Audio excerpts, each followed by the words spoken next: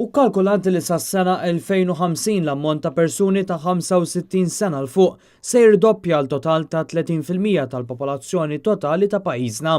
Bl-età li hija fattur ewlieni li twassal għad-dimensja u mistenni li l-inċidenza ta' din il-kondizzjoni se tiżdied.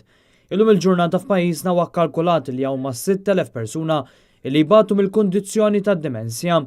Iżda kif jispjega l-professur Charles Sherry, National Focal Point dwar id-dimensja, l-Istrateġija Nazzjonali dwar id-dimensja trid tħares ukoll il-ferm iżjed nies affettwati fosthom qraba u carers. Naħsbu li 1.5% tal-popolazzjoni hawn Malta għandha dimensja, imma dawn naturalment ma jinkludux dawk in-nies li jieħdu ħsiebhom li ħafna drabi huma membri raba familjari tagħhom.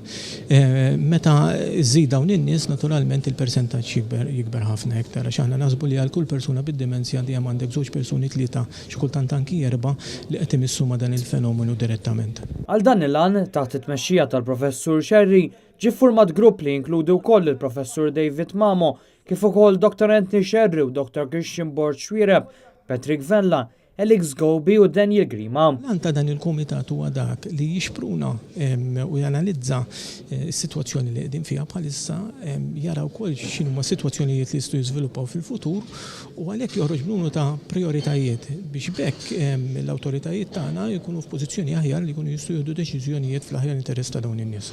Il-grupp jibni fuq it-tnedija tal-Istrateġija Nazzjonali dwar id-dimensja li saret f'April tal-2015, strateġija li lan tagħha li jiżdied l-għarfien, it-taħriġ u s-servizzi bil-għan li titjib il-kwalità tal-ħajja tal-persuni bid-dimensja u min jassistihom. Fl-aħħar sentejn twaqqaf ukoll id-Dimensja Intervention Team bi professjonisti li jassistu lil min għaddej mill-esperjenza tad-dimensja. Infetaħ ċentru ta' attivitajiet f'Ajnsielem u ġie ppubblikat materjal differenti b'informazzjoni dwar id-dimensja. Dan minn barra kors f'livell ta' Masters fl-Università ta' Malta, speċifikament dwar l-anzjanità u l-istudju dwar id-dimensja.